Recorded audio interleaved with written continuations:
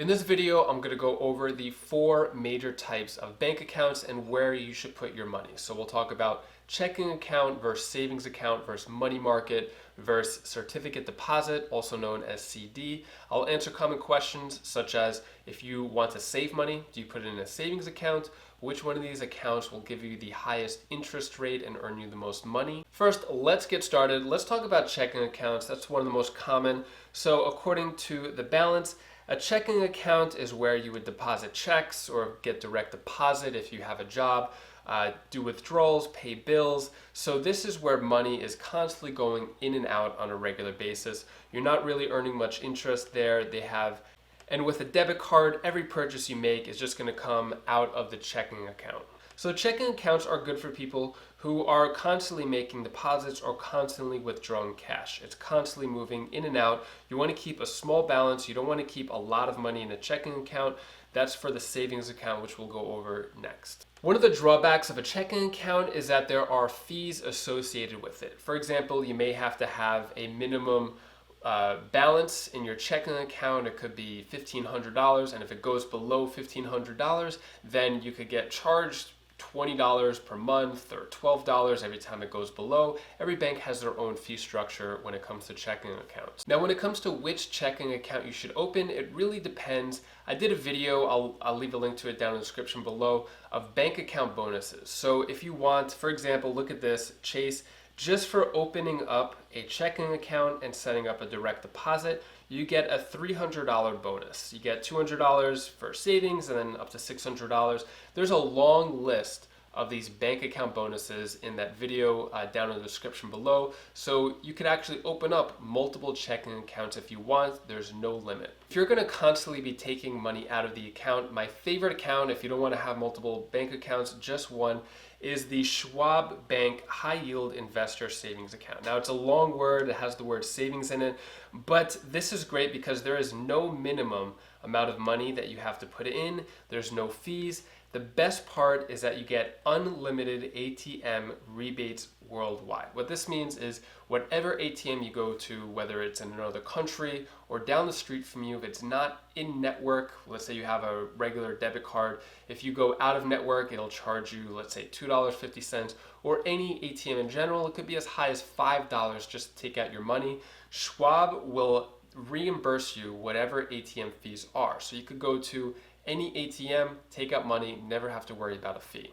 And if we compare Charles Schwab Bank compared to a lot of the other popular banks, Bank of America, Chase, Citibank, there are no fees compared to a lot of these, which have high minimums in the account.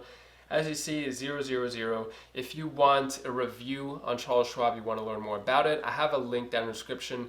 It's to my other channel where I talk more about credit cards and travel points, but you could watch that video, learn more about it if you're interested. Now let's talk about a savings account. Is this where you put your money if you want to save? Let's go over that. So a savings account, I guess this is according to the bank rate. You could call it a longer term investment, although this isn't really an investment because the rates are so low. If you want to make money, this isn't the way to do it. But it's a good place to start if you want to park your money for longer periods of time compared to a checking account. Now, the main difference is if you want to withdraw money, usually they'll be around 6 times a month or less or more that you could withdraw money out of your savings account. Usually the bank doesn't want to have your money go in and out of the savings account like a checking account. The reason why is because the bank wants to use your money to loan to other people. Let's say you have $1,000 in your savings account. The bank could then turn around and do a car loan for someone or mortgage or be part of a mortgage 10 times the amount. So they could turn that $1,000 into $10,000.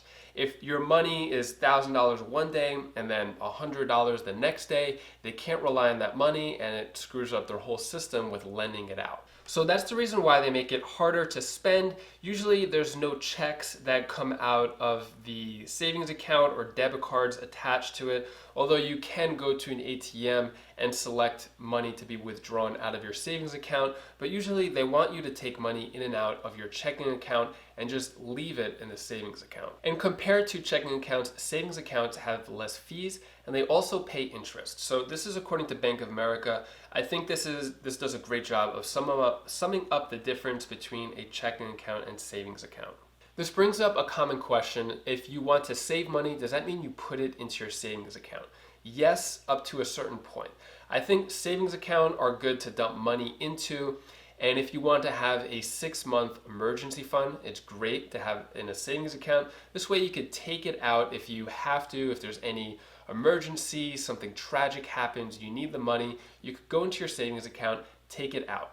Anything more than 6 months of money, if you lose a job or whatever, I think that money should go somewhere else. This way you get a higher interest rate and you make money off of your money just sitting there. And later on in the video, I'll go over a way of how you can make 6% or more off of that money. So let me know down in the comments below, where are you keeping your money? Checking account, savings account, money market, CD? Are you looking to invest? Do you want to learn about investing? Let me know down in the comments below what type of video you would like to see next. But first, I also want to address another common question people have. What is the difference between a credit union and a bank? Essentially, they're both banks. From the consumer experience, you're getting the same type of account with a debit card that you could use for purchases or take money out of ATMs with both credit union and bank.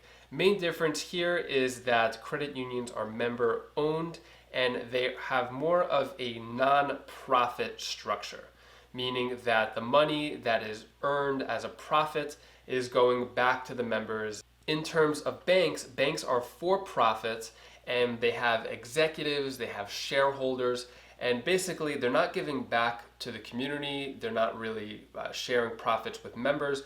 They're basically taking that money, sending it up to the top to the executives, shareholders, and they want to make sure that they have as much profit as possible so their shareholders are happy and executives are happy. Now let's talk about money market and certificate deposit, also known as CD. Now if you've only had your money in a checking or savings account, that's fine too. These bank accounts, the money market, CD, they're going to offer higher interest rates. So let's take a look at this. The main difference is with a money market, you can withdraw money out just like a savings account. It's limited. You can have debit card and checks that could withdraw out of a money market, but they limit the amount of money you could take out.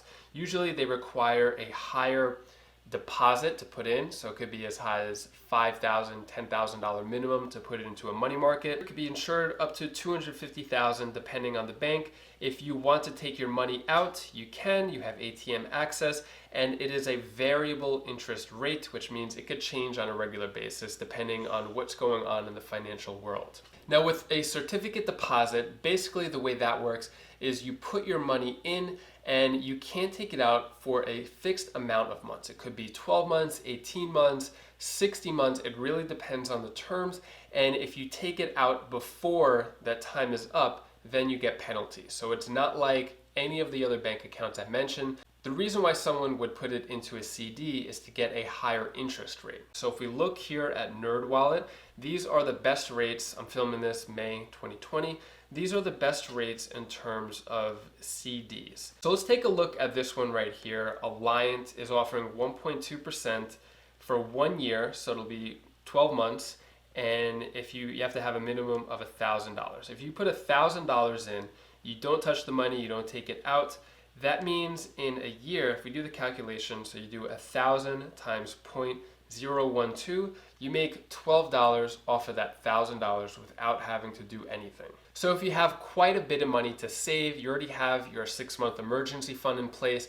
Let's just say you don't have too much debt. Ideally, you want to pay off the debt first, and you have some extra money. You want to put it away, and you want to collect interest off of it. That's where a CD could benefit you, especially if you don't need to take it out. So if we look at the APY on these CDs, which stands for annual percentage yield, that's how much you're going to make on an annual basis. So these rates are really low.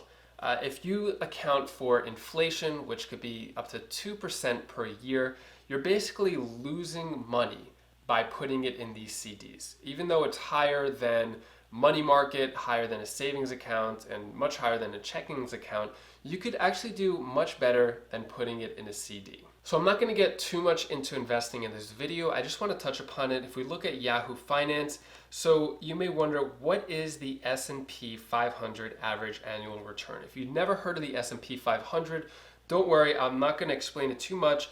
It has to do with the stock market, but basically the return, the 10% S&P 500 annual return is the sum total of all these highs and lows and a simple average.